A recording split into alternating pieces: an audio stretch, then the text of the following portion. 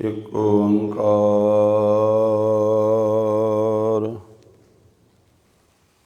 ਸਤਿਨਾਮ ਕਰਤਾ ਪੁਰਖ ਨਿਰਭਉ ਨਿਰਵੈਰ ਅਕਾਲ ਮੂਰਤ ਅਜੂਨੀ ਸੈਭੰ ਗੁਰ ਪ੍ਰਸਾਦ। ਜਪ ਆਦਿ ਸਚ ਜੁਗਾਦ ਸਚ ਹੈ ਵੀ ਸਚ। ਨਾਨਕ ਹੋਸੀ ਵੀ ਸਚ। ਜੇਤਾ ਜੀਉ ਪਿੰਡ ਸਭ ਤੇਰਾ, ਤੂੰ ਅੰਤਰਜਾਮੀ ਪੁਰਖ ਭਗਵਾਨ। ਦਾਸਨ ਦਾਸ ਕਹਿ ਜਨ ਨਾਨਕ, ਜਿਹਾ ਤੂੰ ਕਰਾਏ ਤਿਹਾ ਕਰੀ ਬਖਿਆਨ। ਸਤਿਨਾਮ ਸ੍ਰੀ ਵਾਹਿਗੁਰੂ ਸਾਹਿਬ ਜੀ। ਰਾਗ ਆਸਾ ਮਹੱਲਾ ਤੀਜਾ। ਪੱਟੀ। ਇੱਕ ਓੰਕਾਰ ਸਤਿਗੁਰ ਪ੍ਰਸਾਦ।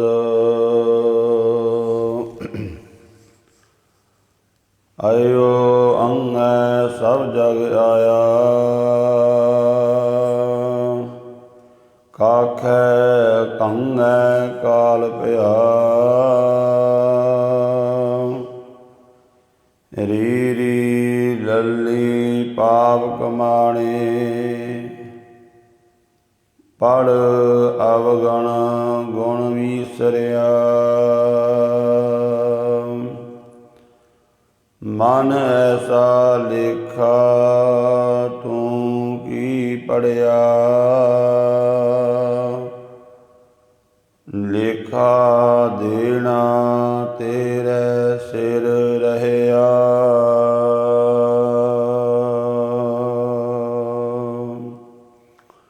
ਰਹਾਉ। ਵਾਹਿਗੁਰੂ ਜੀ ਕਾ ਖਾਲਸਾ, ਵਾਹਿਗੁਰੂ ਜੀ ਕੀ ਫਤਿਹ। ਪਰਮ ਸਤਿਕਾਰਯੋਗ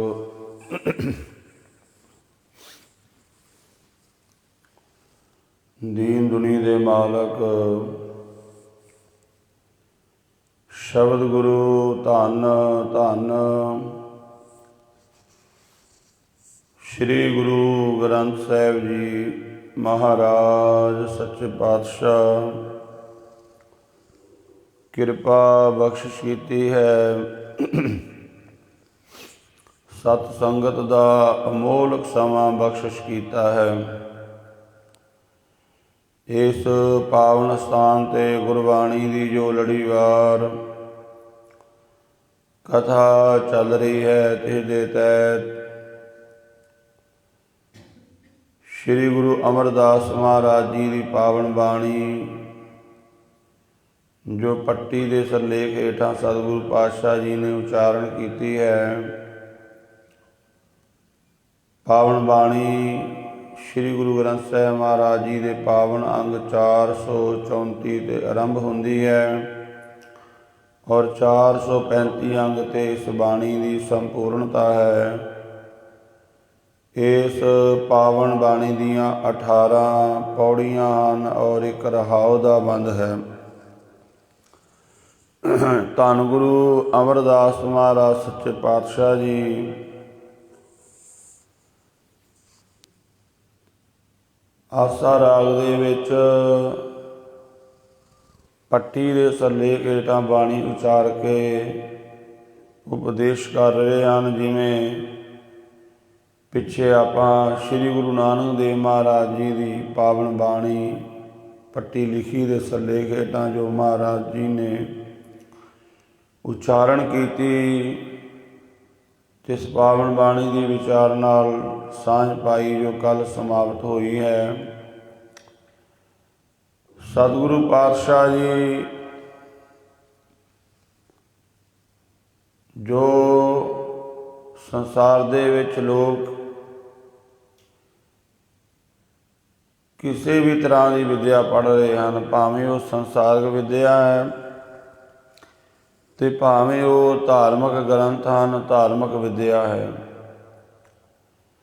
ਪਾਤਸ਼ਾਹ ਜੀ ਕਹਿੰਦੇ ਪੜ੍ਹਿਆ ਹੋਇਆ ਤਾਂ ਹੀ ਪ੍ਰਵਾਨਿਕ ਹੈ, ਜੇਕਰ ਜੀਵ ਆਪਣੇ ਜੀਵਨ ਨੂੰ ਸਫਲ ਕਰ ਲਵੇ, ਆਪਣੇ ਜੀਵਨ ਦੇ ਮਨੋਰਥ ਨੂੰ ਸਮਝ ਲਵੇ, ਆਪਣੇ ਲਕਸ਼ ਨੂੰ ਪਾ ਲਵੇ।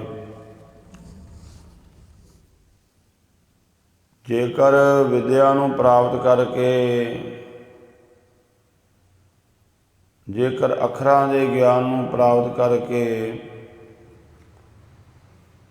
ਇਹ ਜੀਵ ਸੰਸਾਰ ਦੇ ਵਿੱਚ ਆਪਣਾ ਕੁਝ ਨਾਮ ਵੀ ਬਣਾ ਲਵੇ, ਕੁਝ ਸ਼ੋਹਰਤ ਹਾਸਲ ਕਰ ਲਵੇ, ਪਰ ਇਹਦਾ ਭਾਵ ਇਹ ਨਹੀਂ ਕਿ ਇਹ ਮਨੁੱਖ ਦਾ ਜੀਵਨ ਸਫਲ ਹੋ ਗਿਆ ਹੈ।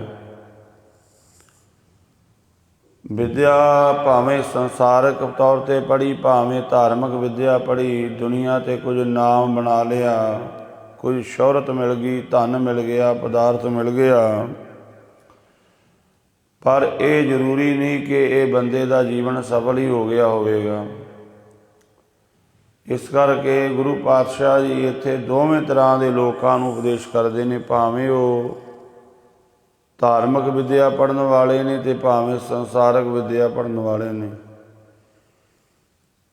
ਆਸਾ ਕੀ ਵਾਰ ਦੇ ਵਿੱਚ ਮਹਾਰਾਜ ਸੱਚੇ ਪਾਤਸ਼ਾਹ ਜੀ ਕਹਿੰਦੇ ਕਿ ਜੀਵ ਨੇ ਵਿੱਦਿਆ ਬਹੁਤ ਪੜ੍ਹੀ, ਹੁਣ ਵੀ ਆਪਾਂ ਵੇਖਦੇ ਹਾਂ ਵਿੱਦਿਆ ਨੂੰ ਪੜ੍ਹਨ ਵਾਲੇ ਹਨ ਪਰ ਘੱਟ ਹਨ। ਪੁਰਾਣੇ ਸਮਿਆਂ ਵਿੱਚ ਵਿੱਦਿਆ ਨੂੰ ਬਹੁਤ ਪੜ੍ਹਾਈ ਕੀਤੀ ਜਾਂਦੀ ਸੀ, ਬੜੇ ਬੜੇ ਵਿੱਦਿਆ ਪੜ੍ਹਦੇ ਸਨ ਲੋਕ, ਬੜੇ ਬੜੇ ਗ੍ਰੰਥਾਂ ਦਾ ਅਧਿਐਨ ਔਰ ਕਈ ਕਈ ਗ੍ਰੰਥ ਲੋਕਾਂ ਨੂੰ ਯਾਦ ਹੁੰਦੇ ਸਨ। ਅਤੇ ਗੁਰੂ ਪਾਤਸ਼ਾਹ ਜੀ ਕਹਿੰਦੇ ਵਿੱਦਿਆ ਨੂੰ ਪ੍ਰਾਪਤ ਕਰਨਾ ਜ਼ਰੂਰੀ ਹੈ, ਬਹੁਤ ਲਾਜ਼ਮੀ ਹੈ। ਅੱਖਰਾਂ ਤੋਂ ਬਿਨਾਂ ਨਾ ਸਾਨੂੰ ਸੰਸਾਰ ਦਾ ਗਿਆਨ ਹੈ, ਅੱਖਰਾਂ ਤੋਂ ਬਿਨਾਂ ਨਾ ਸਾਨੂੰ ਨਿਰੰਕਾਰ ਦਾ ਗਿਆਨ ਮਿਲਦਾ ਹੈ। ਹਰ ਇੱਕ ਚੀਜ਼ ਦੇ ਦੋ ਪੱਖ ਹੁੰਦੇ ਹਨ। ਜਿਵੇਂ ਇਹ ਜਿਹੜੀ ਬਿਜਲੀ ਚੱਲ ਰਹੀ ਹੈ, ਇਹਦੇ ਤੋਂ ਆਪਾਂ ਲਾਭ ਵੀ ਲੈ ਸਕਦੇ ਹਾਂ ਅਤੇ ਇਹਦੇ ਨਾਲ ਆਪਣਾ ਨੁਕਸਾਨ ਵੀ ਕਰ ਸਕਦੇ ਹਾਂ।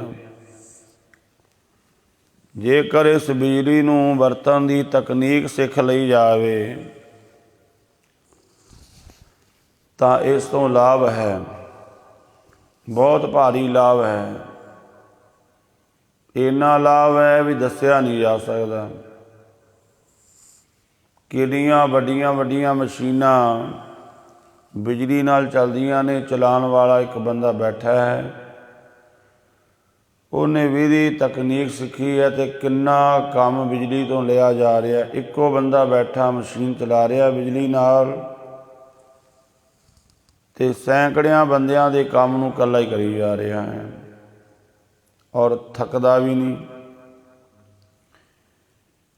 ਉਸ ਨੇ ਉਹ ਤਕਨੀਕ ਸਿੱਖ ਲਈ, ਬਿਜਲੀ ਨੂੰ ਵਰਤਣ ਦੀ, ਲਾਈਟ ਨੂੰ ਵਰਤਣ ਦਾ ਹੁਨਰ ਆ ਗਿਆ। ਕਿੰਨਾ ਲਾਭ ਪ੍ਰਾਪਤ ਕਰ ਲਿਆ ਜ਼ਿੰਦਗੀ ਵਿੱਚ, ਪਰ ਇੱਕ ਪਾਸੇ ਵਰਤਣ ਦਾ ਪਤਾ ਨਹੀਂ ਸੀ। ਬਿਜਲੀ ਦੀਆਂ ਨੰਗੀਆਂ ਤਾਰਾਂ ਨੂੰ ਹੱਥ ਲਾ ਲਿਆ, ਮੌਤ ਹੋ ਗਈ, ਜੀਵਨ ਖਤਮ ਹੋ ਗਿਆ, ਬਰਬਾਦ ਹੋ ਗਿਆ ਸਾਰਾ ਕੁਝ। ਹਰ ਇੱਕ ਚੀਜ਼ ਦੇ ਦੋ ਪੱਖ ਹਨ। ਇਸੇ ਤਰ੍ਹਾਂ ਵਿੱਦਿਆ ਦੇ ਵੀ ਵਿਦਿਆ ਨੂੰ ਪੜ੍ਹ ਕੇ ਵਿਦਿਆ ਵਿਚਾਰੀ ਤਾਂ ਪਰਉਪਕਾਰੀ। ਪਰ ਜੇ ਵਿਦਿਆ ਨੂੰ ਪੜ੍ਹ ਕੇ ਹੰਕਾਰੀ ਹੋ ਗਿਆ, ਲੋਭੀ ਹੋ ਗਿਆ, ਕਾਮੀ ਹੋ ਗਿਆ, ਕ੍ਰੋਧੀ ਹੋ ਗਿਆ, ਬੜਾ ਨੁਕਸਾਨ ਹੋਵੇਗਾ, ਬਹੁਤ ਵੱਡਾ ਨੁਕਸਾਨ ਹੋਵੇਗਾ। ਜੇਕਰ ਵਿਦਿਆ ਨੂੰ ਪੜ੍ਹ ਕੇ ਹੰਕਾਰੀ ਹੋ ਗਿਆ, ਔਰ ਅਕਸਰ ਇਹ ਹੋ ਜਾਂਦਾ ਹੈ, ਅਕਸਰ ਇਹ ਹੋ ਜਾਂਦਾ ਹੈ। ਤਾਂ ਹੀ ਤੇ ਮਹਾਰਾਜ ਸੱਚੇ ਪਾਤਸ਼ਾਹ ਜੀ ਕਹਿੰਦੇ, ਜੇਤਾ ਪੜ੍ਹਿਆ ਤੇਤਾ ਕੜ੍ਹਿਆ। ਜਿੰਨਾ ਪੜ੍ਹਿਆ ਓਨਾ ਹੀ ਕੜ੍ਹ ਗਿਆ, ਓਨਾ ਹੀ ਅੰਦਰੋਂ ਫਿੱਕਾ ਹੁੰਦਾ ਚਲਾ ਗਿਆ, ਓਨਾ ਸਖਤ ਹੁੰਦਾ ਗਿਆ। ਜਿਵੇਂ ਜਿਵੇਂ ਦੁੱਧ ਕੱਢਦਾ ਹੈ ਨਾ, ਤੇ ਦੁੱਧ ਦੇ ਉੱਪਰ ਮਲਾਈ ਉੱਪਰ ਆ ਜਾਂਦੀ, ਜਿਹੜਾ ਥੱਲੇ ਦੁੱਧ ਉਹ ਫੋਕਾ ਹੁੰਦਾ ਚਲਾ ਜਾਂਦਾ ਹੈ। ਜਿਵੇਂ ਜਿਵੇਂ ਕੜੀ ਜਾਂਦਾ ਹੈ, ਮਲਾਈ ਉੱਪਰ ਹੋਈ ਜਾਂਦੀ ਹੈ, ਉਹ ਅੰਦਰੋਂ ਖਾਲੀ ਹੋਈ ਜਾਂਦਾ ਹੈ। ਇਸੇ ਤਰ੍ਹਾਂ ਮਨੁੱਖ ਜਿਵੇਂ ਜਿਵੇਂ ਵਿਦਿਆ ਦੇ ਹੰਕਾਰ ਵਿੱਚ ਚਲਾ ਜਾਂਦਾ ਹੈ, ਜਿਵੇਂ ਜਿਵੇਂ ਵਿਦਿਆ ਜ਼ਿਆਦਾ ਪੜ੍ਹਦਾ, ਹੋਰ ਅੰਦਰੋਂ ਫੋਕਾ ਹੁੰਦਾ ਚਲਾ ਜਾਂਦਾ ਹੈ। ਗੁਣ ਬੜਾ ਸੀ, ਪਰ ਉਸ ਗੁਣ ਨਾਲ ਬਹੁਤ ਭਾਰੀ ਨੁਕਸਾਨ ਹੋ ਗਿਆ। ਜਿਹਦੇ ਕੋਲ ਬਿਜਲੀ ਨਹੀਂ ਹੈ, ਉਹਦਾ ਨੁਕਸਾਨ ਵੀ ਕੋਈ ਨਹੀਂ, ਪਰ ਉਹਨੂੰ ਵੱਡਾ ਲਾਭ ਵੀ ਨਹੀਂ ਪ੍ਰਾਪਤ ਹੋ ਸਕਦਾ। ਇਸ ਕਰਕੇ ਗੁਰੂ ਪਾਤਸ਼ਾਹ ਜੀ ਸਾਨੂੰ ਵਿਦਿਆ ਦੇ ਦੁਆਰਾ ਅੱਖਰਾਂ ਦੀ ਅਹਿਮੀਅਤ ਦੱਸਦੇ ਨੇ। ਇਕੱਲੇ ਇਕੱਲੇ ਅੱਖਰ ਦੇ ਵਿੱਚ ਕਿੰਨਾ ਭੇਦ ਛੁਪਿਆ ਹੋਇਆ ਹੈ। ਹਰ ਇੱਕ ਚੀਜ਼ ਦੇ ਵਿੱਚ ਗਹਿਰਾ ਰਾਜ ਛੁਪਿਆ ਹੋਇਆ ਹੈ। ਸਤਿਗੁਰੂ ਗੁਰੂ ਅਮਰਦਾਸ ਮਹਾਰਾਜ ਜੀ ਦੀ ਇਹ ਪਾਵਨ ਬਾਣੀ ਪੱਟੀ ਦੇ ਸਿਰਲੇਖ ਹੇਠਾਂ ਪਾਤਸ਼ਾਹ ਜੀ ਨੇ ਉਚਾਰਨ ਕੀਤੀ ਹੈ। ਸਹਿਬ ਸੱਚੇ ਪਾਤਸ਼ਾਹ ਫਰਮਾਨ ਕਰ ਰਹੇ ਨੇ, ਰਾਗ ਆਸਾ ਮਹੱਲਾ ਤੀਜਾ, ਪੱਟੀ ਇੱਕ ਓੰਕਾਰ ਸਤਿਗੁਰ ਪ੍ਰਸਾਦ। ਰਾਗ ਆਸਾ ਮਹੱਲਾ ਤੀਜਾ, ਭਾਵ ਤੀਸਰੇ ਪਾਤਸ਼ਾਹ। ਪੱਟੀ ਜੋ ਬੱਚੇ ਪਹਿਲਾਂ ਫੱਟੀਆਂ ਲਿਖਿਆ ਕਰਦੇ ਸਨ, ਪੱਟੀ ਦੇ ਸਿਰਲੇਖ ਹੇਠਾਂ ਮਹਾਰਾਜ ਨੇ ਬਾਣੀ ਉਚਾਰਨ ਕੀਤੀ ਹੈ। ਇੱਕ ਓੰਕਾਰ ਸਤਿਗੁਰ ਪ੍ਰਸਾਦ। ਅੱਗੇ ਵਾਹਿਗੁਰੂ ਜੀ ਦਾ ਮੰਗਲਾ ਚਰਨ ਹੈ। ਵਾਹਿਗੁਰੂ ਇੱਕੋ ਹੈ, ਅਦੁੱਤੀ ਸ਼ਕਤੀ ਹੈ, ਜਿਸ ਦੁਆਰਾ ਸੰਸਾਰ ਦੀ ਪਾਲਣਾ ਹੁੰਦੀ ਹੈ, ਸੰਸਾਰ ਦੀ ਪੈਦਾਇਸ਼ ਹੁੰਦੀ ਹੈ, ਸੰਸਾਰ ਦੀ ਲਹਿਤਾ ਹੁੰਦੀ ਹੈ। ਉਹ ਸਾਰਾ ਕੁਝ ਕਰਨ ਵਾਲਾ ਇੱਕੋ ਵਾਹਿਗੁਰੂ ਨਿਰੰਕਾਰ ਹੈ। ਉਸ ਦੀ ਪ੍ਰਾਪਤੀ ਕਿਵੇਂ ਹੋਵੇਗੀ? ਸਤਿਗੁਰ ਪ੍ਰਸਾਦ। ਸਤਿਗੁਰੂ ਦੀ ਕਿਰਪਾ ਦੇ ਨਾਲ ਵਾਹਿਗੁਰੂ ਦੀ ਪ੍ਰਾਪਤੀ ਹੈ। ਅੱਗੇ ਪਾਤਸ਼ਾਹ ਫਰਮਾਨ ਕਰ ਰਹੇ ਨੇ, ਆਇਓ ਅੰਗੈ ਸਭ ਜਗ ਆਇਆ, ਕਾਖੈ ਕੰਗੈ ਕਾਲ ਪਿਆ। ਮਹਾਰਾਜ ਸੱਚੇ ਪਾਤਸ਼ਾਹ ਜੀ ਫਰਮਾਨ ਕਰਦੇ ਨੇ ਕਿ ਐੜੇ ਤੋਂ ਲੈ ਕੇ ੰਘੇ ਅੱਖਰ ਤੱਕ ਇਹ ਸਾਰੇ ਵਿੱਚੇ ਆ ਗਏ। ਆਇਓ ਅੰਗੈ ਸਭ ਜਗ ਆਇਆ, ਕਾਖੈ ਕੰਗੈ ਕਾਲ ਪਿਆ। ਸਾਰਾ ਸੰਸਾਰ ਆਇਆ ਹੈ ਉਸ ਵਾਹਿਗੁਰੂ ਪਰਮਾਤਮਾ ਦੇ ਅੰਗ ਤੋਂ। ਉਹਦਾ ਅੰਗ ਹੈ, ਸਾਰਾ ਸੰਸਾਰ ਉਸੇ ਤੋਂ ਆਇਆ ਹੈ, ਸਾਰਾ ਸੰਸਾਰ ਉਸੇ ਦਾ ਹੈ। ਜਿਵੇਂ ਸਾਡੇ ਸਰੀਰ ਦੇ ਅੰਗ ਹਨ, ਅੰਗ ਸਰੀਰ ਤੋਂ ਜੁਦਾ ਨਹੀਂ ਹੁੰਦੇ। ਜੋ ਜੁਦਾ ਹੋ ਜਾਣ ਉਹ ਸਰੀਰ ਦੇ ਅੰਗ ਨਹੀਂ ਰਹਿੰਦੇ। ਇਸੇ ਤਰ੍ਹਾਂ ਇਹ ਸਾਰਾ ਸੰਸਾਰ ਵਾਹਿਗੁਰੂ ਦਾ ਅੰਗ ਹੈ। ਤੇ ਪਾਤਸ਼ਾਹ ਕਹਿੰਦੇ ਸਾਰਾ ਸੰਸਾਰ ਉਸ ਵਾਹਿਗੁਰੂ ਤੋਂ ਹੀ ਆਇਆ ਹੈ। ਕਾਖੈ ਕੰਗੈ ਕਾਲ ਪਿਆ। ਅੱਗੇ ਮਹਾਰਾਜ ਸੱਚੇ ਪਾਤਸ਼ਾਹ ਜੀ ਕਹਿੰਦੇ ਕਿ ਜੇਕਰ ਜੀਵ ਵਾਹਿਗੁਰੂ ਦੇ ਨਾਮ ਨੂੰ ਨਾ ਸੰਭਾਲੇ, ਆਪਣੇ ਮੂਲ ਦੇ ਨਾਲ ਨਾ ਜੁੜੇ, ਤਾਂ ਫਿਰ ਇਹਦੇ ਸਿਰ ਦੇ ਉੱਪਰ ਕਾਲ ਹਾਵੀ ਹੋ ਜਾਂਦਾ ਹੈ। ਜਿਵੇਂ ਆਪਾਂ ਘਰ ਤੋਂ ਬਾਹਰ ਨਿਕਲੀਏ ਤੇ ਕੀ ਹੋਵੇਗਾ, ਸਾਨੂੰ ਸੂਰਜ ਦੀ ਧੁੱਪ ਵੀ ਲੱਗੇਗੀ, ਹਨੇਰੀ ਚੱਲ ਰਹੀ ਹੈ ਉਹਦਾ ਵੀ ਅਸਰ ਹੋਵੇਗਾ, ਜਾਂ ਮੀਂਹ ਪੈ ਰਿਹਾ ਉਹਦਾ ਅਸਰ ਹੋਵੇਗਾ। ਭਾਵ ਜੋ ਕੁਝ ਵੀ ਬਾਹਰ ਹੈ ਉਹਦਾ ਸਾਨੂੰ ਅਸਰ ਹੋਵੇਗਾ। ਆਪਾਂ ਦੇਖਦੇ ਹਾਂ ਅੱਜ ਜੋ ਕਰੋਨਾ ਵਰਗੀ ਮਹਾਂਮਾਰੀ ਫੈਲੀ ਹੋਈ ਹੈ, ਅਤੇ ਮਨੁੱਖ ਬਾਹਰ ਜਾਂਦਾ ਡਰਦਾ ਹੈ।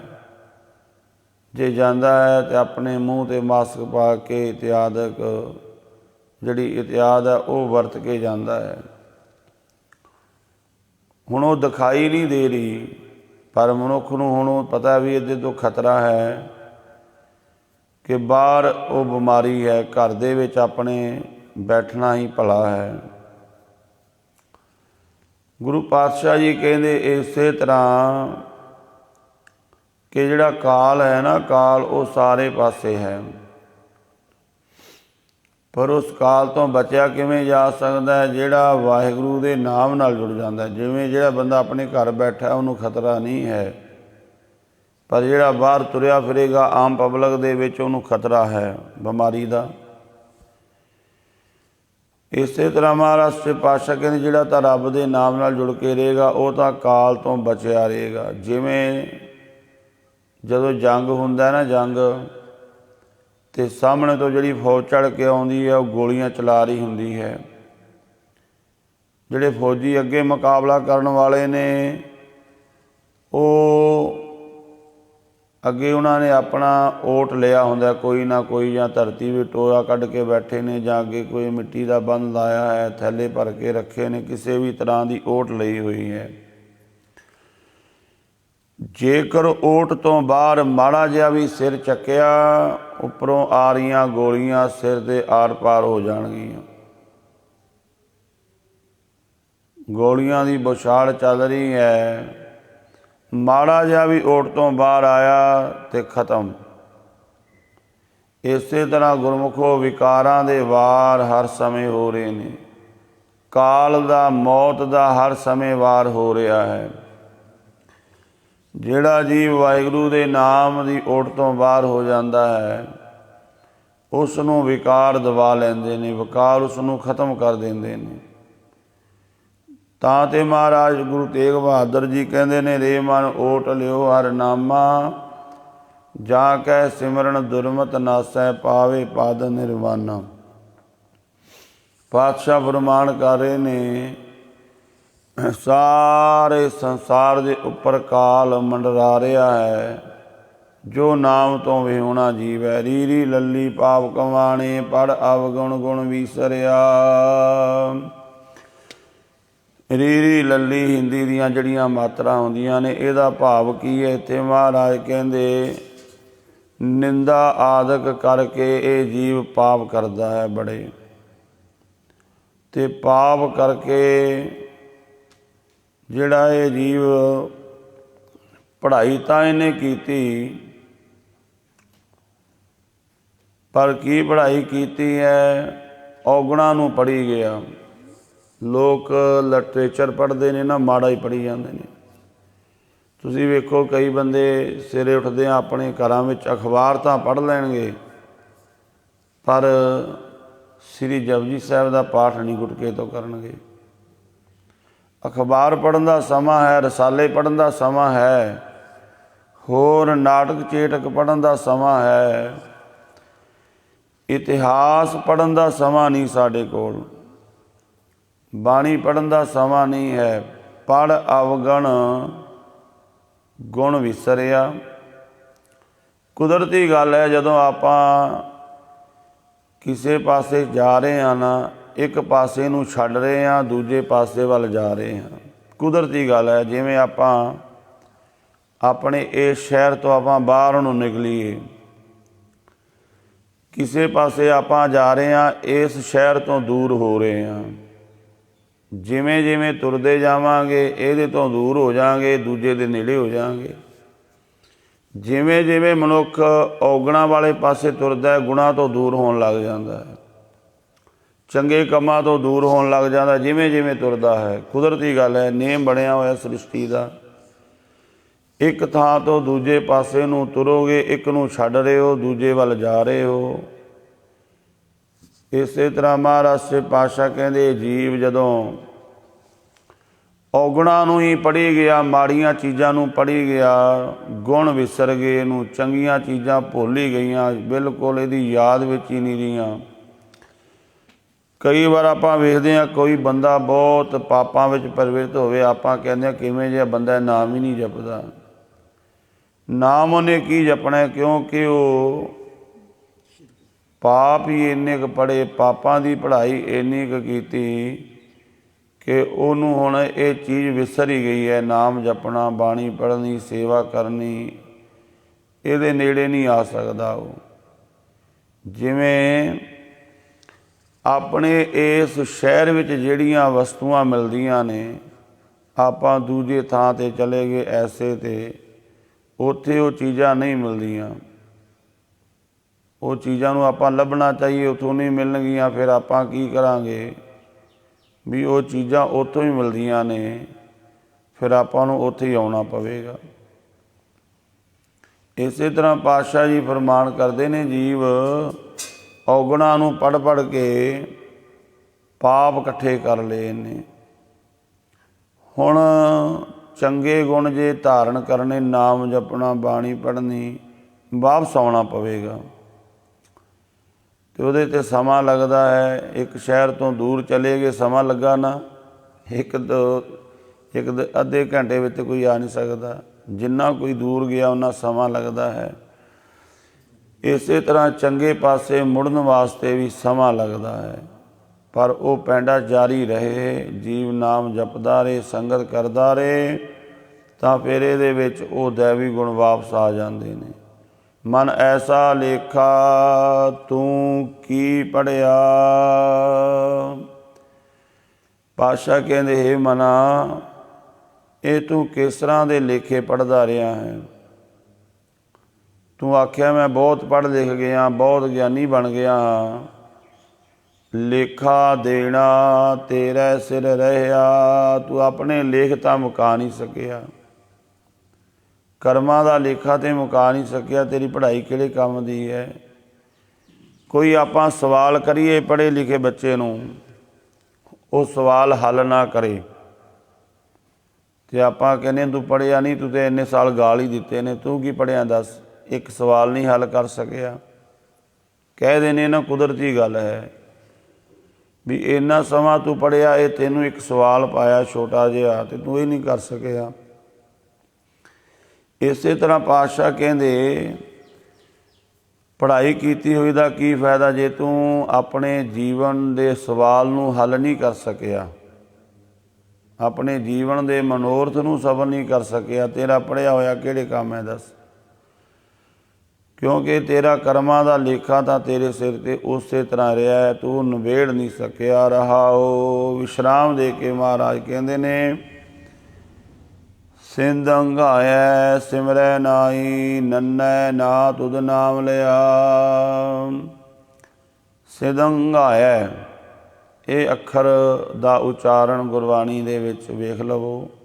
ਸੱਸੇ ਨੂੰ ਥਿਆਰੀ, ਧੱਦੇ ਨੂੰ ਟਿੱਪੀ, ੰਘੇ ਨੂੰ ਕੰਨਾ, ਈੜੀ ਨੂੰ ਸਿਹਾਰੀ, ਐਡ ਦਲਾਵਾਂ। 5 ਅੱਖਰਾਂ ਦਾ ਸੁਮੇਲ ਹੈ ਔਰ 6 ਮਾਤਰਾ ਇਹਨੂੰ ਲੱਗੀਆਂ ਹੋਈਆਂ ਨੇ। ਜਦੋਂ ਪਹਿਲੇ ਸਮਿਆਂ ਵਿੱਚ ਪਾਂਧੇ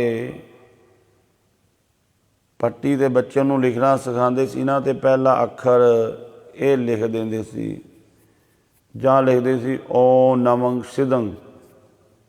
ਉਹਦਾ ਭਾਵ ਕੀ ਹੁੰਦਾ ਸੀ ਕਿ ਤੇਰਾ ਪੜ੍ਹਾਈ ਦੇ ਵਿੱਚ ਸਫਲਤਾ ਤੈਨੂੰ ਮਿਲੇ, ਤੈਨੂੰ ਕਾਮਯਾਬੀ ਮਿਲੇ।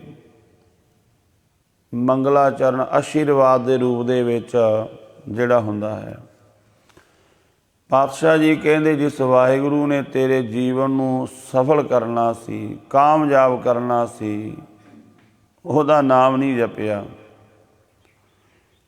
ਕਿਉਂਕਿ ਜਦੋਂ ਆਪਾਂ ਵੇਖੋ ਕੋਈ ਵੀ ਕਾਰਜ ਕਰਨੇ ਆਪਾਂ ਅਰਦਾਸ ਕਰਦੇ ਹਾਂ ਨਾ, ਅਤੇ ਜਦੋਂ ਸਕੂਲ ਵਿੱਚ ਵੀ, ਸਕੂਲਾਂ ਵਿੱਚ ਅੱਜ ਵੀ ਦੇਖੋ ਜਦੋਂ ਪੜ੍ਹਾਈ ਕਲਾਸ ਸ਼ੁਰੂ ਹੁੰਦੀ ਸਵੇਰੇ ਪਹਿਲਾਂ ਜਾਂਦਿਆਂ ਹੀ ਪ੍ਰਾਰਥਨਾ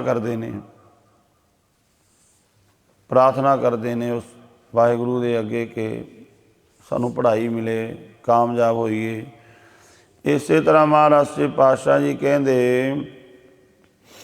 ਜਿਸ ਵਾਹਿਗੁਰੂ ਦੇ ਨਾਮ ਨੂੰ ਜਪ ਕੇ ਤੇਰਾ ਜੀਵਨ ਸਫਲ ਹੋਣਾ ਸੀ ਅਤੇ ਤੂੰ ਉਹਦਾ ਨਾਮ ਜਪਿਆ ਹੀ ਨਹੀਂ ਹੈ। ਹਰ ਰੋਜ਼ ਸਕੂਲ ਵਿੱਚ ਬੱਚਿਆਂ ਦੀ ਪ੍ਰਾਰਥਨਾ ਹੁੰਦੀ ਹੈ, ਪਹਿਲੇ ਜਾਂਦਿਆਂ ਹੀ ਪ੍ਰਾਰਥਨਾ ਕਰਦੇ ਨੇ। ਇਹ ਜੀਵਨ ਦਾ ਨੇਮ ਸਾਡਾ ਹੋਣਾ ਚਾਹੀਦਾ ਹੈ, ਹਰ ਰੋਜ਼ ਨਾਮ ਜਪਣਾ ਹੈ, ਹਰ ਰੋਜ਼ ਅੰਮ੍ਰਿਤ ਵੇਲਾ ਸੰਭਾਲਣਾ ਹੈ, ਜਿਸ ਕਰਕੇ ਜੀਵਨ ਲੋਕ ਅਤੇ ਪਰਲੋਕ ਸੁਹੇਲਾ ਹੋਣਾ ਹੈ। ਪਰ ਉਹ ਨਾਮ ਜਪਿਆ ਹੀ ਨਹੀਂ, ਆਸ਼ੀਰਵਾਦ ਉਹਦਾ ਲਿਆ ਹੀ ਨਹੀਂ ਹੈ, ਬਖਸ਼ਿਸ਼ ਉਹਦੀ ਲਈ ਨਹੀਂ ਹੈ। ਸਿੰਧੰਘਾਇ ਸਿਮਰੈ ਨਾਹੀ, ਨੰਨੈ ਨਾ ਤੁਧ ਨਾਮ ਲਿਆ। ਜਿਸ ਵਾਹਿਗੁਰੂ ਨੇ ਤੇਰਾ ਜੀਵਨ ਸਿੱਧ ਕਰਨਾ ਸੀ, ਸਫਲ ਕਰਨਾ ਸੀ, ਕਾਮਯਾਬ ਕਰਨਾ ਸੀ, ਉਹਦੇ ਨਾਮ ਨੂੰ ਸਿਮਰਿਆ ਹੀ ਨਹੀਂ। ਨੰਨੇ ਅੱਖਰ ਦੁਆਰਾ ਮਹਾਰਾਜ ਕਹਿੰਦੇ ਉਹਦਾ ਨਾਮ ਤੁਸੀਂ ਲਿਆ ਹੀ ਨਹੀਂ ਹੈ। ਵਾਹ, ਇਹ ਜਿਹੜਾ ਪਹਿਲਾ ਅੱਖਰ ਹੈ ਸਿੰਧੰਘਾਇ, ਸੱਸਾ ਅੱਖਰ ਇਹਦੇ ਵਿੱਚ ਪਹਿਲਾ ਹੈ। ਸੱਸੇ ਅੱਖਰ ਦੁਆਰਾ ਮਹਾਰਾਜ ਉਪਦੇਸ਼ ਕੀਤਾ ਹੈ ਸਿਮਰ ਵਾਹਿਗੁਰੂ ਦੇ ਨਾਮ ਨੂੰ, ਪਰ ਨਾਮ ਇਹਨੇ ਸਿਮਰਿਆ ਹੀ ਨਹੀਂ ਹੈ। ਹਰ ਰੋਜ਼ ਆਪਾਂ ਨੂੰ ਜੀਵਨ ਦੀ ਸ਼ੁਰੂਆਤ, ਹਰ ਰੋਜ਼ ਆਪਣਾ ਜੀਵਨ ਨਵਾਂ ਹੈ ਅਤੇ ਹਰ ਰੋਜ਼ ਆਪਾਂ ਨੂੰ ਜੀਵਨ ਜਿਹੜਾ ਦਿਨ ਮਿਲਿਆ ਹੈ ਉਹਨੂੰ ਜੀਵਨ ਤੋਂ ਪਹਿਲਾਂ, ਹੰਡਾਉਣ ਤੋਂ ਪਹਿਲਾਂ ਵਾਹਿਗੁਰੂ ਦਾ ਸ਼ੁਕਰ ਕਰਨਾ ਚਾਹੀਦਾ ਹੈ, ਅਰਦਾਸ ਕਰਨੀ ਚਾਹੀਦੀ ਹੈ, ਉਹਦਾ ਨਾਮ ਜਪਣਾ ਚਾਹੀਦਾ ਹੈ। ਬੱਚੇ ਸਕੂਲ ਦੇ ਵਿੱਚ ਤੁਸੀਂ ਵੇਖੋ ਹਰ ਰੋਜ਼ ਪ੍ਰਾਰਥਨਾ ਕਰਦੇ ਨੇ। ਇਸੇ ਤਰ੍ਹਾਂ ਮਹਾਰਾਜ ਕਹਿੰਦੇ ਹਰ ਰੋਜ਼ ਵਾਹਿਗੁਰੂ ਦੇ ਨਾਮ ਨੂੰ ਜਪ, ਪਰ ਪਾਤਸ਼ਾਹ ਕਹਿੰਦੇ ਉਸ ਵਾਹਿਗੁਰੂ ਦਾ ਨਾਮ ਇਹਨੇ ਜਪਿਆ ਹੀ ਨਹੀਂ। ਛੱਛੈ ਛੀਜੈ ਐਨਸ ਮੂੜੇ, ਕਿਉਂ ਛੂਟੇ ਜਮ ਪਾਕੜਿਆ। ਛੱਛੇ ਅੱਖਰ ਦੁਆਰਾ ਮਹਾਰਾਜ ਕਹਿੰਦੇ ਦਿਨ ਰਾਤ ਤੇਰਾ ਜੀਵਨ ਛਿੱਜ ਰਿਹਾ ਹੈ, ਪੁਰਾਣਾ ਹੋ ਰਿਹਾ। ਛੱਛੈ ਛੀਜੈ ਐਨਸ ਮੂੜੇ, ਕਿਉਂ ਛੂਟੈ ਜਮ ਪਾਕੜਿਆ। ਜਮ ਦੇ ਫਾਹੇ ਵਿੱਚ ਪਿਆ ਹੋਇਆ ਫਿਰ ਕਿਵੇਂ ਛੁੱਟੇਗਾ ਜੇ ਹੁਣ ਨਾਮ ਨਹੀਂ ਜਪਿਆ। ਸੁਚੇਤ ਹੋ ਜਾ, ਜੀਵਨ ਮੁੱਕਦਾ ਜਾ ਰਿਹਾ ਹੈ, ਜੀਵਨ ਛਿੱਜ ਰਿਹਾ ਹੈ, ਪੁਰਾਣਾ ਹੋ ਰਿਹਾ ਹੈ। ਹੁਣ ਜੇ ਨਾਮ ਨਾ ਜਪਿਆ ਫਿਰ ਜਦੋਂ ਜਮਾਂ ਨੇ ਪਕੜ ਲਿਆ ਫਿਰ ਕਿਵੇਂ ਛੁੱਟੇਗਾ, ਉਦੋਂ ਫਿਰ ਛੁਟਕਾਰਾ ਨਹੀਂ ਹੋਣਾ। ਜਿਵੇਂ ਭਗਤ ਕਬੀਰ ਸਾਹਿਬ ਜੀ ਕਹਿੰਦੇ ਚਾਰ ਪਾਮ ਦੋਏ ਸਿੰਘ, ਗੁੰਗ ਮੁਖ ਤਬ ਕੈਸੇ ਗੁਣ ਗਈ ਹੈ। ਊਠਤ ਬੈਠਤ ਠੇਗਾ ਪਰ ਹੈ, ਤਬ ਕਤ ਮੂੜ ਲੁਕਈ ਹੈ। ਕਹਿੰਦੇ ਹੁਣ ਨਹੀਂ ਨਾਮ ਜਪਦਾ, ਫਿਰ ਜਦੋਂ ਇਹ ਜੀਵਨ ਖਤਮ ਹੋ ਗਿਆ, ਪਸ਼ੂ ਜੂਨੀ ਵਿੱਚ ਜਾ ਪਿਆ, ਤੇਰੇ ਚਾਰ ਪੈਰ ਹੋਣਗੇ, ਦੋ ਸਿੰਘ ਹੋਣਗੇ, ਮੁਖ ਤੋਂ ਗੂੰਗਾ ਹੋਵੇਗਾ, ਫਿਰ ਨਾਮ ਕਿਵੇਂ ਜਪੇਗਾ। ਚਾਰ ਪਾਮ ਦੋਏ ਸਿੰਘ, ਗੁੰਗ ਮੁਖ ਤਬ ਕੈਸੇ ਗੁਣ ਗਈ ਹੈ। ਊਠਤ ਬੈਠਤ ਠੇਗਾ ਪਰ ਹੈ, ਤਬ ਕਤ ਮੂਟ ਲੁਗਈ ਹੈ। ਹਰ ਬਿਨ ਬੈਲ ਵਿਰਾਨੇ ਹੋਈ ਹੈ। ਕਹਿਣ ਲੱਗੇ ਵਾਹਿਗੁਰੂ ਦੇ ਨਾਮ ਤੋਂ ਬਿਨਾਂ ਇਵੇਂ ਖੁਆਰ ਹੋਵੇਗਾ ਜਿਵੇਂ ਬਗਾਨਾ ਬੈਲ ਹੁੰਦਾ ਹੈ। ਬੜਾ ਪ੍ਰਮਾਣ ਦਿੱਤਾ ਭਗਤ ਕਬੀਰ ਸਾਹਿਬ ਜੀ ਨੇ ਸੁੰਦਰ। ਬਗਾਨੇ ਬੈਲ ਦਾ ਕੀ ਭਾਵ ਹੈ, ਜ਼ਿਮੀਂਦਾਰਾਂ ਨੂੰ ਪਤਾ ਹੈ। ਬਗਾਨਾ ਬੈਲ ਮੰਗ ਲੈਣਾ ਨਾ, ਵੀ ਸਾਡਾ ਬੈਲ ਅੱਜ ਇੱਕ ਬੈਲ ਢਿੱਲਾ ਹੈ, ਬਿਮਾਰ ਹੈ, ਅਤੇ ਇੱਕ ਤੁਹਾਡਾ ਚਾਹੀਦਾ, ਦੋ ਬੈਲਾਂ ਨਾਲ ਹਲ ਵਾਹੀਦੇ ਨੇ। ਉਹ ਮੰਗ ਕੇ ਲੈ ਜਾਣਾ ਅਤੇ ਉਹਨਾਂ ਨੇ ਕਹਿਣਾ ਜਾਂਦਿਆਂ, ਘਰਦਿਆਂ ਨੇ ਕਹਿਣਾ ਥੋੜ੍ਹਾ ਪੱਠੇ ਪਾ ਲਓ ਜਿਹਨੂੰ ਜਾਂਦਿਆਂ। ਤੂੜੀ ਦੀ ਇੱਕ ਟੋਕਰੀ ਪਾ ਕੇ ਥੋੜ੍ਹਾ ਆਟਾ ਦਾਣਾ ਪਾ ਕੇ ਖਵਾ ਲੈਣਾ ਅਤੇ ਲੈ ਜਾਣਾ ਮੰਗਿਆ ਹੋਇਆ ਬੈਲ। ਧੁੱਪੇ ਵੀ ਜ਼ਿਮੀਂਦਾਰ ਨੇ ਵਾਹੀ ਜਾਣਾ। ਅਤੇ ਕਿਸੇ ਨੇ ਪੁੱਛਿਆ ਵੀ ਕਿਉਂ, ਕਹਿੰਦਾ ਮੰਗ ਕੇ ਲਿਆਂਦਾ, ਸ਼ਾਮ ਨੂੰ ਅਗਲੇ ਨੇ ਵਾਪਸ ਲੈ ਜਾਣਾ ਹੈ, ਅਤੇ ਜਿੰਨਾ ਕੰਮ ਇਹਦੇ ਤੋਂ ਜ਼ਿਆਦਾ ਲੈ ਲਈਏ ਹੁਣ ਉਹ ਸਾਨੂੰ ਲਾਭ ਹੈ। ਇਸੇ ਤਰ੍ਹਾਂ ਬਗਾਨੇ ਬੈਲ ਦੀ ਤਰ੍ਹਾਂ ਤੈਨੂੰ ਵਾਹਿਆ ਜਾਵੇਗਾ। ਜਿਵੇਂ ਬਗਾਨੇ ਬੈਲ ਨੂੰ ਵਾਹਿਆ ਜਾਂਦਾ ਇਸ ਤਰ੍ਹਾਂ ਦੁੱਖ ਮਿਲੇਗਾ। ਸੋ ਗੁਰਮੁਖੋ, ਗੁਰੂ ਪਾਤਸ਼ਾਹ ਕਿਰਪਾ ਕਰਨ, ਬਾਣੀ ਨੂੰ ਪੜ੍ਹੀਏ, ਵਿਚਾਰੀਏ, ਨਾਮ ਜਪੀਏ ਤਾਂ ਜੋ ਇਹ ਜੀਵਨ ਸਫਲ ਹੋ ਜਾਵੇ। ਹੋਈਆਂ ਭੁੱਲਾਂ ਦੀ ਖਿਮਾ। ਵਾਹਿਗੁਰੂ ਜੀ ਕਾ ਖਾਲਸਾ, ਵਾਹਿਗੁਰੂ ਜੀ ਕੀ ਫਤਿਹ।